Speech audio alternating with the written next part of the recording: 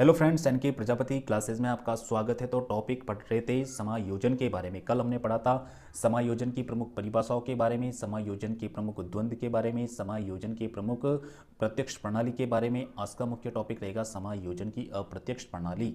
अब अप्रत्यक्ष प्रणाली की बात करें तो सबसे पहला होता है प्रक्षेपण। पहला कौन सा है? प्रक्षेपण, जिसको हम इंग्लिश में कहते हैं प्रोजेक्शन। कौन सा है? प्रोजेक्शन।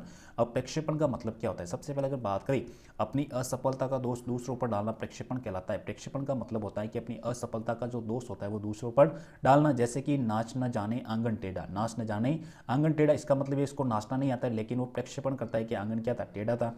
एक बालक फूट फूट कर रोते हुए ये कहता है कि शिक्षक ने मुझे ठीक से नहीं पढ़ाया। एक बालक फूट फूट कर ये कहता है कि शिक्षक ने उसे ठीक से नहीं पढ़ाया, तो वो क्या कर रहा है? प्रक्षेपण कर रहा है। आगे बात करें, घर में बहन की शादी थी इसलिए पढ़ नहीं पाया। घर में बहन की शादी थी इसलिए पढ़ नहीं पाए, तो ये भी क्या एक कारण है? प्रक्षेपण का क्या है? प्रमुख कारण। यहाँ से प्रश्न आता रहता है, तो प्रक्षेपण के बारे में आपको याद रखना। उसके बाद में दूसरा युक्तिकरण की बात करें तो युक्तिकरण का मतलब होता है रेटिनोलाइजेशन। इसको इंग्लिश में कहते हैं रेटिनोलाइजेशन, और इसी को हिंदी में कहते हैं औचित्य स्थापन। ठीक है ना। अगर हम बात करें जैसे कि किसी उद्देश्य की पूर्ति न होने पर, किसी भी उद्देश्य की पूर्ति न होने पर उद्देश्य में ही कमी निकालना। जैसे कि किसी उद्देश्य की पूर्ति नहीं हो रही है, उसके बाद में वो उद्देश्य में क्या निकालता है? कमी निकालता है। वो क्या कहलाता है? युक्तिकरण कहलाता है। जैसे कि अंगूर खट्टे, जैसे कि अंगूर खट्टे, लोमड़ी कहती है अंगूर कैसे खट्टे। पुलिस में चयन न होने पर पुलिस प्रशासन को भ्रष्ट बताना। जैसे कि कोई व्यक्ति पुलिस की तैयारी कर रहा है, अगर उसका चयन नहीं होता है तो वो पुलिस प्रशासन को क्या करता है? भ्रष्ट बताता है। ये भी यहाँ से भी प्रश्न आता रहता है। उसके बाद में तीसरा है तादात्म्यकरण या आत्मीकरण। तीसरा कौन सा है? तादात्म्यकरण या आत्मीकरण। इसको कहते हैं आइडेंटिफिकेशन। मतलब क्या होती है? आइडेंटिफिकेशन, वास्तविकता को पहचाना। समायोजन करने हेतु किसी प्रतिष्ठित व्यक्ति के साथ संबंध स्थापित कर प्रतिष्ठित व्यक्ति के जैसा ही व्यवहार करने की जो प्रक्रिया होती है वो क्या कहलाती है? तादात्म्यकरण कहलाती है। मतलब वो पहचान बनाता है। क्या बनाता है? कि समायोजन के बीच प्रतिष्ठित व्यक्ति के साथ वो क्या करता है? पहचान बनाता है। जैसे कि अगर बात करें ट्रैफिक पुलिस द्वारा रोकने पर किसी राजनेता का नाम लेना कि मैं उसे जानता हूँ। जैसे कि ट्रैफिक पुलिस में किसी व्यक्ति को रोक दिया, तब वो नाम बताएगा कि मैं उस मंत्री को जानता हूँ, वो नेता मेरे पहचान में, तो वो क्या है? तादात्म्यकरण हो गया। उसके बाद में आगे वाला जो पॉइंट है विस्थापन। कौन सा है? विस्थापन की बात करें डिस्प्लेसमेंट। कौन सा है? डिस्प्लेसमेंट। अपने आक्रोश को उस जगह व्यक्त करना जहाँ से पुनः आक्रमण की संभावना न हो। मतलब अपने आक्रोश को उस जगह व्यक्त करना जहाँ से पुनः आक्रमण की संभावना न हो। जैसे कि विद्यालय में शिक्षक के द्वारा पिटाई करने पर घर पर अपने छोटे भाई बहन को करना पीटना। जैसे विद्यालय में किसी बालक को शिक्षक ने पीटा, अब वो बालक जो है घर पर आकर अपने छोटे भाई को क्या करता है? पीटता है। तो ये कौन सा है? विस्थापन है। पति पत्नी का झगड़ा और बच्चों की पिटाई। झगड़ा तो किसके बीच में हो रहा था? पति और पत्नी के बीच में, लेकिन घर आते ही बच्चों की क्या कर रहे? पिटाई कर रहे।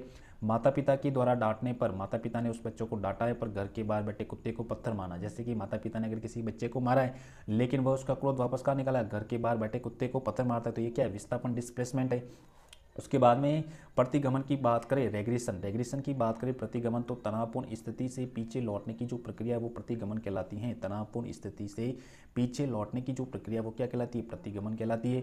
जैसे किसी वयस्क पुरुष द्वारा बालकों की भांति फूट फूट कर रोना। जैसे कि किसी वयस्क पुरुष द्वारा बालकों की भांति फूट फूट कर रोना। ससुराल से लौटकर लड़की द्वारा अपनी माँ की गोद में सिर रखकर सोना। ससुराल से लौटकर जब बच्ची आती है, लड़की आती है, तो वो अपनी माँ की गोद में रखकर क्या रखती है? सोती।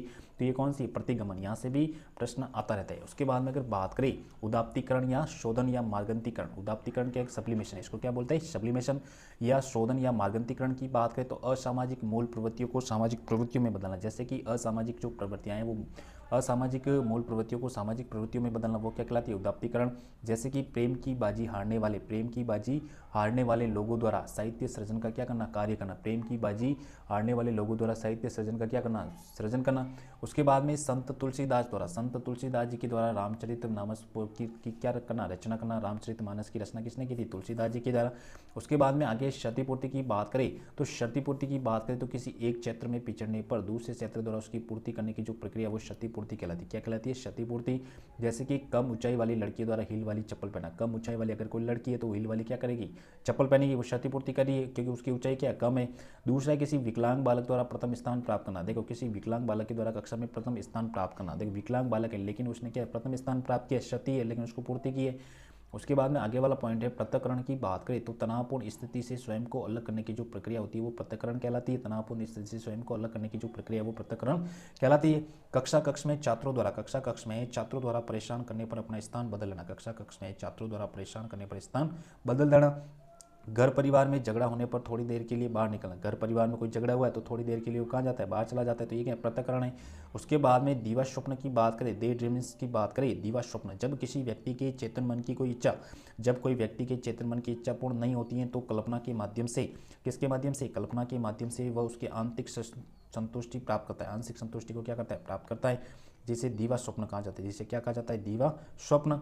जैसे कि किसी लड़के की शादी न होने के उपरांत वह कल्पना में स्वयं की बारात में खूब नाचा है, जैसे किसी लड़के की शादी नहीं हो रही है लेकिन वह कल्पना में स्वयं की बारात में क्या करता है, नाचता रहता है, तो ये क्या है, दिवा स्वप्न है। उसके बाद में दमन की बात करें, आगे वाला जो टॉपिक है दमन की बात करें, तो अपने चेतन मन की किसी बात को बलपूर्वक अचेतन मन में डालने की जो प्रक्रिया होती है वो क्या कहलाती है, दमन। मतलब चेतन मन की कोई बात है वो किस में डालना, बलपूर्वक अचेतन मन में डालने की जो प्रक्रिया होती है वो क्या कहलाती है, दमन कहलाता है। क्या कहलाता है, दमन। तो ये चीज़ अपन को याद रखनी है। उसके बाद में दमन कहलाता है जैसे कि अपने किसी प्रिय मित्र के रहस्य को प्रकट न करना, जैसे कोई अपना प्रिय मित्र है तो उसके रहस्य को प्रकट नहीं करना, ये क्या कहलाती है, दमन कहलाती है। उसके बाद में अगर बात करें शमन की बात करें, तो अपने चेतन मन की किसी बात को तत्काल ध्यान से निकालने की जो प्रक्रिया कहलाती है वो शमन कहलाती है। अपने चेतन मन की किसी बात को तत्काल ध्यान से निकालने की जो प्रक्रिया है वो शमन कहलाती है। जैसे कि प्रातःकाल दूध वाले से झगड़ा लेकिन थोड़ी देर के बाद सब कुछ भूल जाना, प्रातःकाल तो दूध वाले से झगड़ा हुआ था लेकिन कुछ देर के बाद सब कुछ भूल जाना, वो क्या है, शमन है। दो प्रिय मित्र के मध्य झगड़ा, थोड़ी देर के बाद सब कुछ भूल जाना, दो प्रिय मित्र के मध्य झगड़ा हुआ है और थोड़ी देर के बाद सब कुछ भूल जाना, ये क्या है, शमन कहलाता है। उसके बाद में अगर बात करें आक्रमण उपाय की बात करें, तो समायोजन करने हेतु व्यक्ति के द्वारा आक्रमण उपाय भी अपनाए जाते, समायोजन करने हेतु व्यक्ति के द्वारा आक्रमण उपाय भी अपनाए जाते। जैसे कि पति से नाराज पत्नी द्वारा पति के कपड़े को कूट कूट कर धोना, पति से नाराज है पत्नी तो वो अपने पति के कपड़े क्या करती है, कूट कूट कर धोती है, तो ये क्या है, समायोजन है, आक्रमण उपाय। अब आक्रमण उपाय भी दो प्रकार से अपनाए जाते हैं, आक्रमण उपाय भी दो प्रकार से अपनाए जाते हैं, जिसमें कि सबसे पहले आक्रमण करना, समायोजन करने हेतु व्यक्ति के द्वारा आक्रमण का सहारा भी लिया जाता है, समायोजन करने हेतु व्यक्ति के द्वारा आक्रमण का सहारा भी लिया जाता है। अब आक्रमण दो प्रकार के होते हैं, सबसे पहले प्रत्यक्ष आक्रमण की बात करें, एक होता है प्रत्यक्ष, दूसरा होता है अप्रत्यक्ष। प्रत्यक्ष आक्रमण की बात करें तो जैसे मारपीट करना, जैसे मारपीट की तो वो कौन सा आक्रमण है, प्रत्यक्ष आक्रमण। दूसरा है अप्रत्यक्ष आक्रमण की बात करें तो दूसरों से पिटवाना, किससे पिटवाना, दूसरों से पिटवाना, तो कौन सा है, अप्रत्यक्ष है। या किसी प्रकार का नुकसान पहुंचाना, ये भी कौन सा, अप्रत्यक्ष है। उसके बाद में निंद्रालु होना की बात करें, नींद न आने के उपरांत भी आंखें बंद करके लेटे रहना, मतलब किसी व्यक्ति को नींद नहीं आ रही है लेकिन वो तब भी आंखें बंद करके लेटे रहता है, तो ये कौन सी है, निंद्रालु प्रवृत्ति।